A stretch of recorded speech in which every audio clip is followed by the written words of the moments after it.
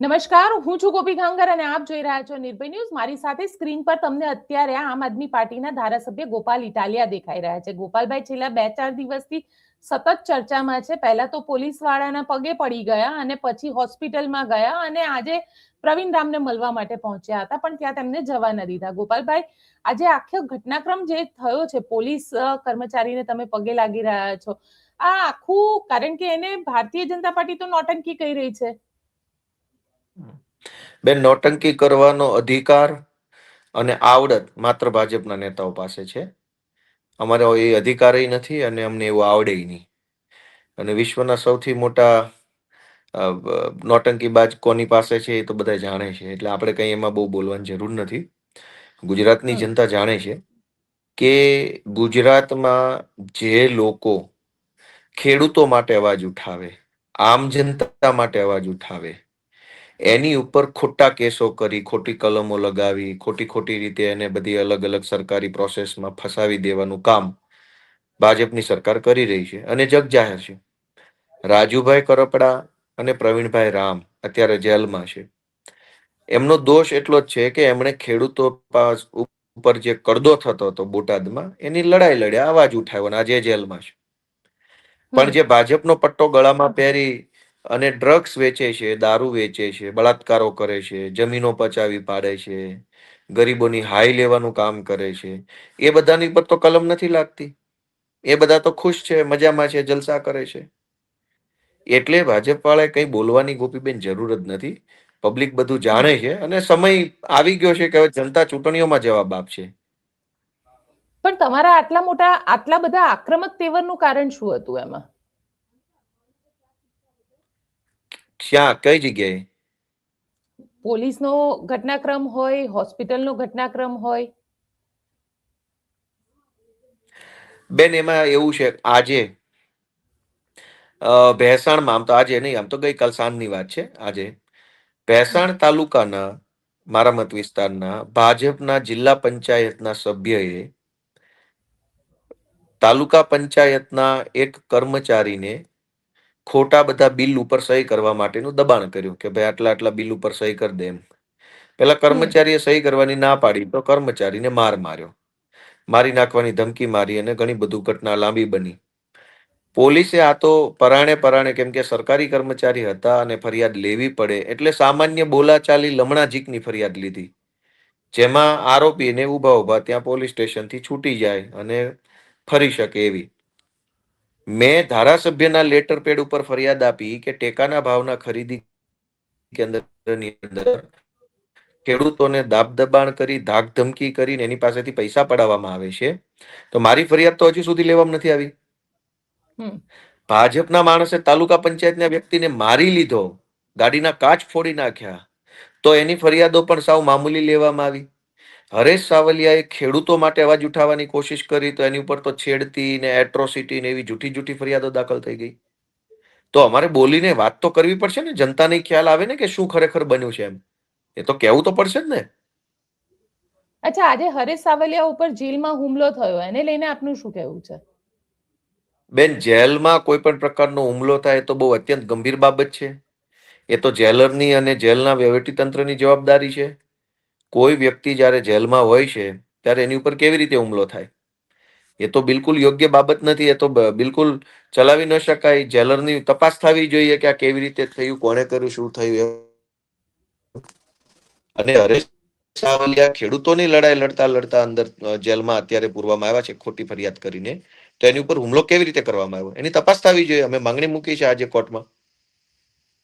તમે કહી રહ્યા છો કે માંગણી મૂકેલી છે, પણ જે રીતે આમ આદમી પાર્ટી અત્યારે કામ કરી રહી છે અને ખાસ કરીને સૌરાષ્ટ્રની અંદર વિસાવદરના આ જે વિસ્તારોની અંદર કામ કરી રહી છે, એટલે તમને શું લાગી રહ્યું છે કે ખરેખર ભારતીય જનતા પાર્ટીને એવું થઈ રહ્યું છે કે આમ આદમી પાર્ટીથી ક્યાંક ખતરો છે, એટલા માટે આ બધું થઈ રહ્યું છે? બેન, ખતરો આમ આદમી પાર્ટીથી ન હોઈ શકે. ખતરો જનતા જાગી જાય ને એનાથી હોય. અત્યાર સુધી જનતાની આંખમાં ધૂળ નાખી, જનતાને હિન્દુ મુસલમાનના ભ્રમમાં નાખી, જનતાને પાકિસ્તાન ને અફઘાનિસ્તાન ને આવા બધા મુદ્દાઓમાં ભ્રમમાં નાખી અને ભાજપના લોકોએ જલસા કર્યા છે. સરકારી પૈસાનું કરોડો રૂપિયા ખાઈ જઈને મજા કરી છે, ચૂંટણી ટાણે હિન્દુ મુસલમાન. આમ આદમી પાર્ટી જનતાના વાસ્તવિક મુદ્દાઓ ઉઠાવે છે. જનતાના જીવન સાથે જોડાયેલા શિક્ષણનો મુદ્દો, આરોગ્યનો મુદ્દો, રોડ રસ્તાનો મુદ્દો, ખેડૂતોનો મુદ્દો, જીવન સાથે જોડાયેલા વાસ્તવિક મુદ્દા આમ આદમી પાર્ટી ઉઠાવે છે. એના કારણે જનતા જાગૃત થઈ રહી છે અને જનતાને એ વાતનો અહેસાસ થઈ રહ્યો છે કે ભાજપ વાળા અમને છેતરી ગયા અથવા છેતરી રહ્યા છે. એટલે આમ આદમી પાર્ટીથી બીજેપી ડરે એવું નથી હોતું. ડરે છે તો જનતા જાગૃત થાય એના કારણે ડરે છે કે જો બધી જનતા જાગી જશે અને બધે જ જો વિસાવદર વાળી થઈ જશે તો મરી જશું. એટલે જનતાને ગુમરાહ કરવા માટે, જનતામાં ડરનો માહોલ ફેલાવવા માટે થઈ અને આમ આદમી પાર્ટીના નેતાઓની ઉપર ખોટી એફઆઈઆર કરવામાં આવી રહી છે. તો જે શ્રવણ જોશી કરીને જે છે સુરતની અંદર જેને પૈસા માંગ્યા હતા, પોતે ફિરોતી માંગી હતી, એને લઈને તમે શું કહેશો? કારણ કે આમ આદમી પાર્ટીના જ નેતા છે. આમ આદમી પાર્ટી તો પોતાની કટ્ટર ઈમાનદાર છબી છે એવું કહે છે. બેન, એ જ હું કહેવા માંગુ છું કે આમ આદમી પાર્ટીના કોઈ પણ નેતાને ખોટી એફઆઈઆરોમાં ફસાવી અને અત્યારે આખા રાજ્યમાં ચાલી રહ્યું છે. પૈસા ભાજપના માણસો ટેકાના ખરીદી કેન્દ્ર ઉપર માગે છે, ધમકાવીને માગે છે, એવી ફરિયાદ તો મેં આપેલી છે. 24 તારીખે આપી છે. આજે 31 થઈ ગઈ, 6 દિવસ ઉપર થઈ ગયું, 7 દિવસ થઈ જશે આમ તો. મેં ધારાસભ્યના લેટર પેડ ઉપર ફરિયાદ આપી, તો કેમ ફરિયાદ ના થઈ? એટલે ભાજપના માણસો પૈસા લૂંટે, બહેનો દીકરીઓની ઇજ્જત લૂંટે, જમીન લૂંટે તો કોઈ આ રાજ્યમાં કાયદો લાગુ પડતો નથી. બસ લડાઈ લડવા વાળા માણસો હોય છે, જે જનતા માટે લડે છે, ખેડૂતો માટે લડે છે, એને પકડીને ખોટા આરોપ, ક્યાંક છેડતીનો આરોપ, ક્યાંક ખંડણીનો આરોપ, ક્યાંક એટ્રોસિટીનો આરોપ, આવા ખોટા આરોપો લગાવી અને જનતાની લડાઈ લડતા યોદ્ધાઓને જેલમાં પૂરવાનું અત્યારે આ ભાજપે ચાલુ કર્યું છે. પણ ખંડણીના કેસની અંદર તો એમનો વિડીયો પણ છે. બેન, જે વિડીયો છે ને એ કોઈ ત્રીજા વ્યક્તિનો વિડીયો છે અને જેનું નામ લેવામાં આવે છે આમ આદમી પાર્ટીનો, એ વિડીયોમાં નથી ને આખા પિક્ચરમાં નથી. કોઈ થર્ડ પર્સનનો વિડીયો બતાવીને અમારા માણસોને હેરાન કરવામાં આવી રહ્યું છે. ગોપાલભાઈ, પોરબંદર થી લઈ અને કચ્છ સુધી ભારતીય જનતા પાર્ટીનું નવું સંગઠન આવ્યું, જેમાં સૌરાષ્ટ્રને સૌથી વધારે પ્રાધાન્ય આપવામાં આવ્યું છે. તમને એવું લાગી રહ્યું છે કે સૌથી મોટી ચેલેન્જ હશે તમારા લોકો માટે? બેન, સૌરાષ્ટ્રને પ્રાધાન્ય આપ્યું કે મધ્ય ગુજરાતને આપ્યું કે આને આપ્યું કે તેને આપ્યું, એ વિષય જ નથી. આખો વિષય એ છે કે કેવા પ્રકારના લોકોને સંગઠનમાં સ્થાન આપવામાં આવ્યું. સજ્જન માણસોને આપવામાં આવ્યું, વેપારી ટાઈપના માણસોને આપવામાં આવ્યું, સમાજના આગેવાનો હોય એને આપવામાં આવ્યું, આબરૂદાર માણસોને સ્થાન આપવામાં આવ્યું. કોને સ્થાન? પહેલો તો પ્રશ્ન એ છે, સૌરાષ્ટ્રમાંથી આપ્યું સ્થાન કે ઉત્તર ગુજરાતથી આપ્યું, એ બીજા નંબરનો પ્રશ્ન છે. જેને લેવામાં આવ્યા એ છે કોણ?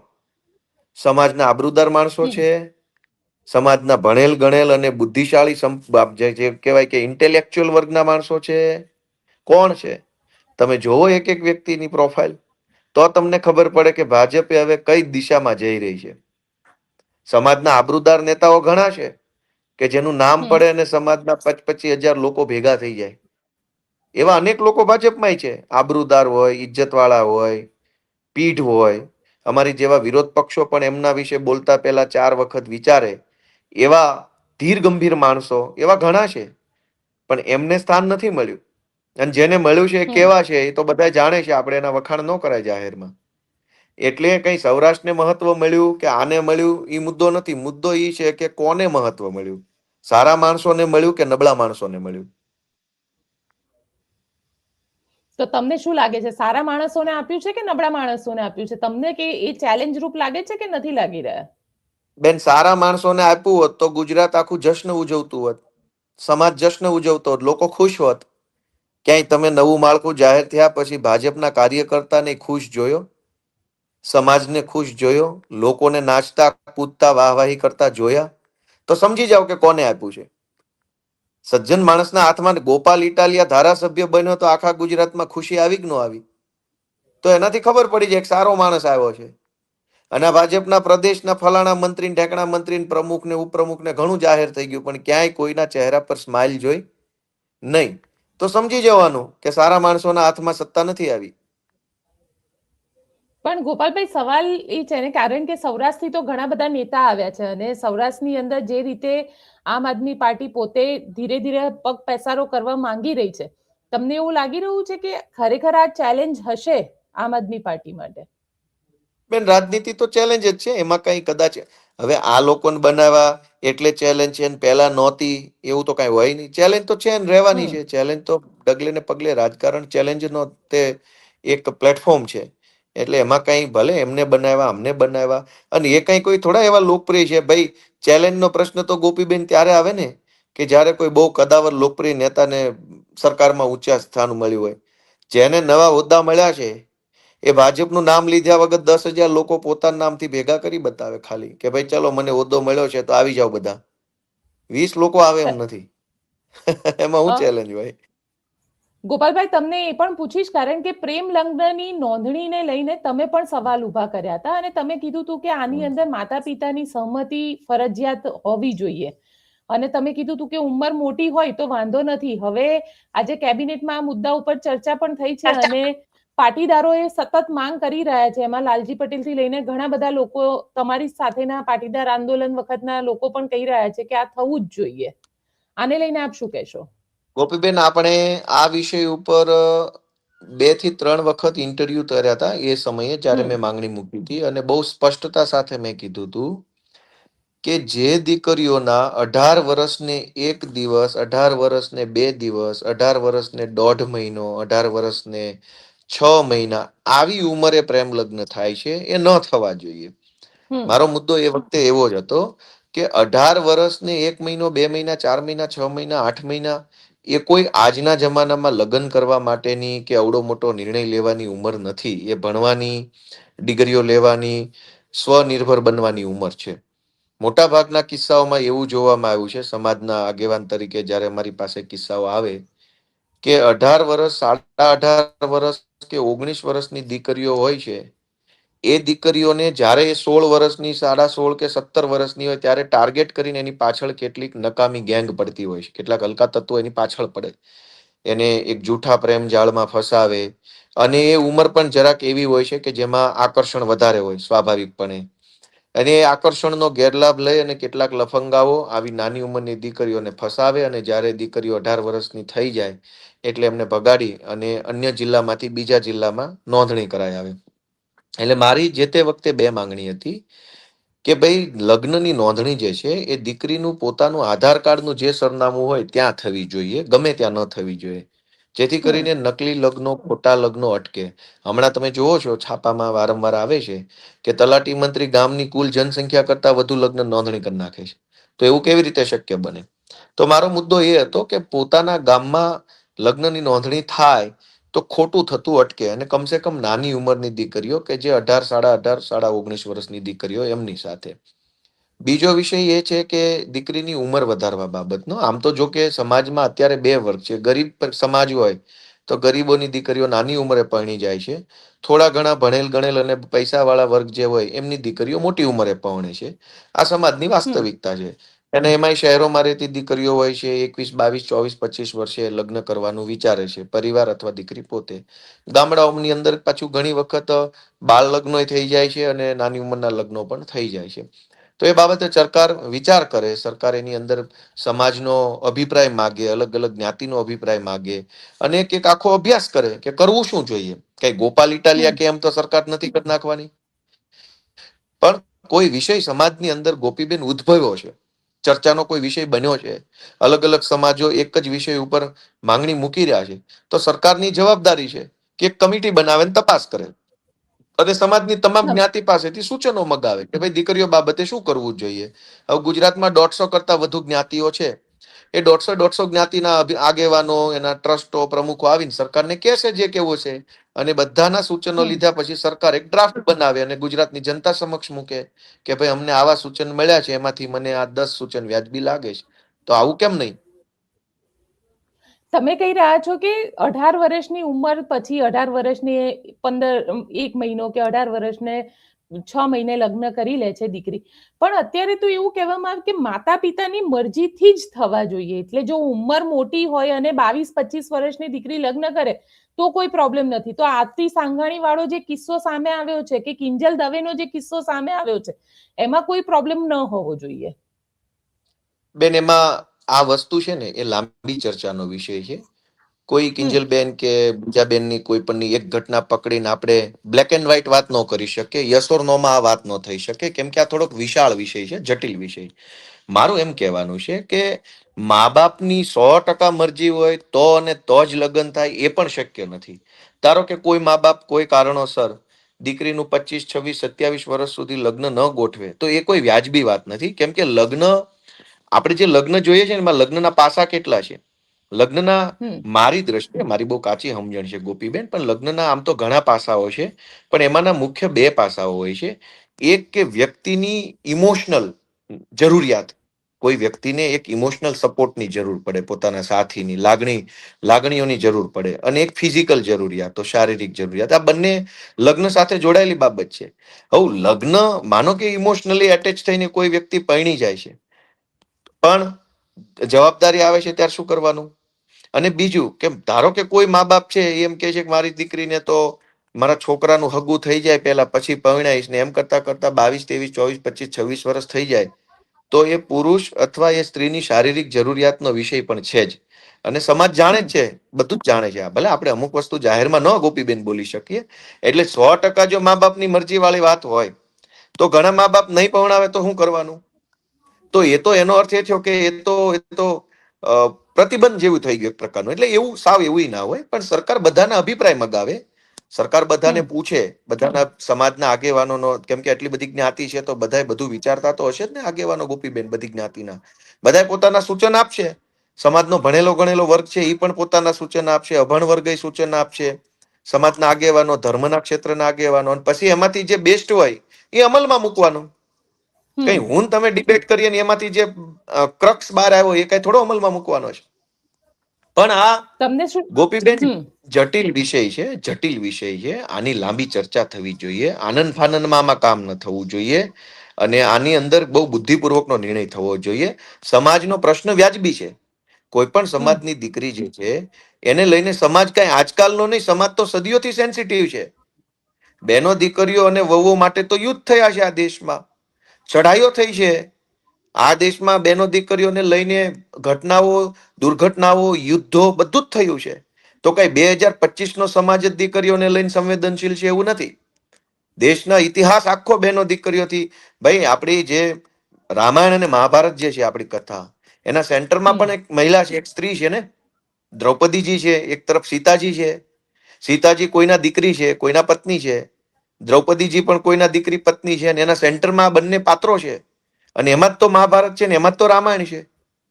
તો આ કોઈ મહિલાથી લઈને વિષય છે ગોપીબેન, કઈ આજકાલનો નથી, સદીઓ જૂનો વિષય છે. એની અંદર બધાય વર્ગ, બધાય જે સ્ટેક હોલ્ડર છે, સ્ત્રીને લગતા જે વિષયો છે એની અંદર સ્ટેક હોલ્ડર કોણ છે? તો કે એક તો સ્ત્રી પોતે છે, બીજો પુરુષ છે, ત્રીજો સમાજ છે, ચોથો ધર્મનું પ્લેટફોર્મ છે, 5 સમાજના આગેવાનો છે, છઠ્ઠું મીડિયા છે. આ બધા લોકોએ મનોમંથન કરીને એક સારો રસ્તો કાઢવો જોઈએ. મેં તો મારી માંગણી, મારી બુદ્ધિ પ્રમાણે સ્ત્રી તરીકે પણ ગોપાલભાઈ, એક સ્ત્રી તરીકે હું એવું વિચારું કે મારે લગ્ન કોની સાથે કરવા ને એ હું જ નક્કી કરું. એ મારા માતા પિતાની મરજી હોય તો અલગ વાત છે, પણ એની અંદર કોઈ બીજા વ્યક્તિ મારી લાઈફમાં કેમ ડિસિઝન લઈ શકે? એમાં એવું છે બેન કે આપણો સમાજ છે ને ઇવોલ્વ થયો છે ને, જ્યારે સમાજ બન્યો હશે આજથી 100, 200, 500, 1000, 2 વર્ષ પહેલા, આપણું ઇવોલ્યુશન, ઉત્ક્રાંતિ છે ને, એ સામૂહિક રીતે જીવવામાં, સામૂહિક રીતે વિચારવામાં અને સામૂહિક રીતે આગળ વધવામાં જ આપણું આ ભારત દેશનું નિર્માણ થયું છે. આ સમાજનો ઇતિહાસ 2000, 5000 વર્ષ જૂનો જુઓ તો સમૂહનો ઇતિહાસ છે, વ્યક્તિનો ઇતિહાસ નથી આપણા દેશમાં ક્યારેય. સમાજ સમૂહમાં રહેતો હતો, સમૂહમાં આગળ વધ્યો, સમૂહની અંદર સફળ થયો, સમૂહની અંદર આગળ. તો એવું નથી કે ભાઈ કોઈ ગોપાલભાઈ ઇટાલિયાએ ડિસિઝન લઈ લીધું એમ જ તમારે કરવાનું છે.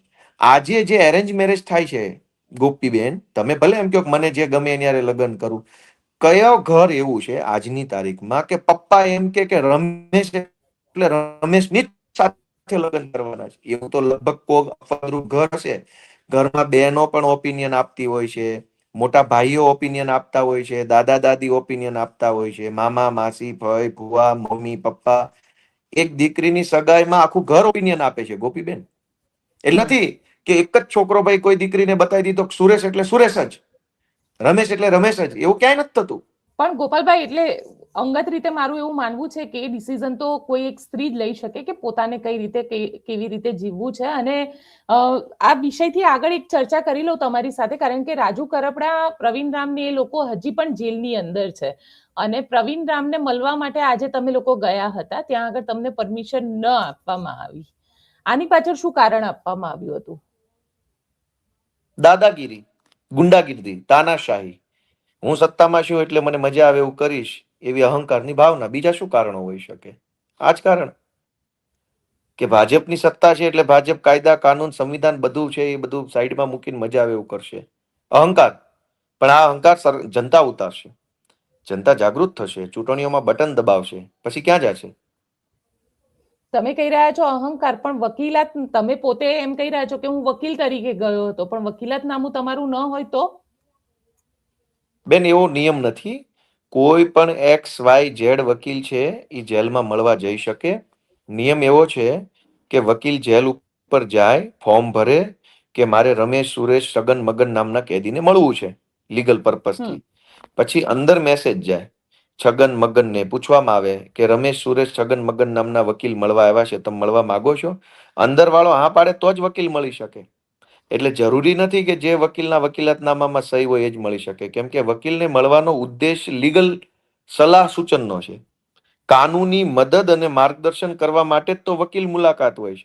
હવે ધારો કે જે વકીલનું વકીલાતનામા પર સહી છે એ વકીલની સાથે કામ નથી કરવું, અથવા એના કામમાં કોઈ વાંધો આવ્યો, એનું કામ નથી ફાવતું, અને કેદીએ કોઈ અન્ય વકીલને મળવું હોય તો કેવી રીતે મળી શકે? વકીલાતનામા પ્રમાણે જો વકીલ મળી શકતા હોય તો વકીલ બદલી ન શકો તમે.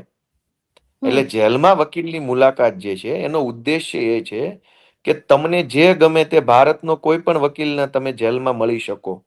કેદી અંદરથી આ પાડે તો મળવાનું છે ને. ગોપાલ ઇટાલિયા તો આવ્યો વકીલ તરીકે, બારી ઉપર એને ફોર્મ આપ્યું કે ગોપાલ ઇટાલિયા વકીલ તરીકે પ્રવીણ રામને મળવા માંગે છે, પણ પ્રવીણ રામ ના પાડી દે તો ક્યાં મળવાનું જ છે? અને પ્રવીણ રામ હા પાડે તો કોને વાંધો છે? એટલે વકીલને મળવાનો ઉદ્દેશ લીગલ સલાહ સૂચન માર્ગદર્શનનો છે ને એમાં કોઈ પણ વકીલ પાસે સલાહ સૂચન લઈ શકાય. એટલે પણ કારણ કે જે રીતે આખો ઘટનાક્રમ સામે આવે છે, અને તમે લોકો આમ આદમી પાર્ટી એવી રીતે જનતાની સામે વાત મૂકે છે કે સખત એવું લાગે કે ભાઈ સૌથી વધારે અત્યારે અત્યાચાર થઈ રહ્યો હોય તો માત્ર આમ આદમી પાર્ટી ઉપર જ થઈ રહ્યો છે. નહીં બેન, મીડિયા ઉપર ઘણો અત્યાચાર થઈ રહ્યો છે. આ તમે જુઓ, જગદીશ મહેતા ઉપર FIR કરી, અત્યારે એને બધી ચેનલોમાં બોલાવતા બંધ કરાવી દીધા. ખાલી અમારા ઉપર નહીં, અમારા ઉપર થાય છે, મીડિયા ઉપર અત્યાચાર છે, ખેડૂતો ઉપર અત્યાચાર છે, બધા જ ઉપર અત્યાચાર થાય છે. ભાજપની સરકારને હવા ભરાઈ ગઈ છે સત્તાની, અને હવે એ તો આવવા દો, ચૂંટણી બધી હવા નીકળી જવાની છે આરપાર. સ્થાનિક સ્વરાજની ચૂંટણીને લઈને તૈયારી કેટલી છે તમારી? બસ બેન, સંઘર્ષ કરીએ છીએ, ભગવાનને રોજ પ્રાર્થના કરીને રોજ અમે અમારું કર્મ કરીએ છીએ, જનતા વચ્ચે જઈએ છીએ, જનતાને હાથ જોડીએ છીએ, એમના મુદ્દા બોલીએ છીએ, કોશિશ કરીએ છીએ. અને મને પૂરો વિશ્વાસ છે કે ભગવાન અને જનતા બંને કંઈક સારું કામ આ વખતે કરશે સ્થાનિક સ્વરાજમાં. લાગે છે જુનાગઢની આજુબાજુનો વિસ્તાર, અને ખાસ કરીને વિસાવદરની આજુબાજુના વિસ્તારની અંદર આમ આદમી પાર્ટી પોતે ત્યાં આગળ કંઈક કાઠું કાઢી શકશે? થશે બેન, સારું થશે. આશા રાખીએ અને પ્રાર્થના કરીએ ભગવાનને સારું થાય. ચલો જોઈએ સ્થાનિક સ્વરાજની ચૂંટણીમાં શું થાય છે. ગોપાલભાઈ, અમારી સાથે જોડાયા તેના માટે આપનો ખૂબ ખૂબ આભાર.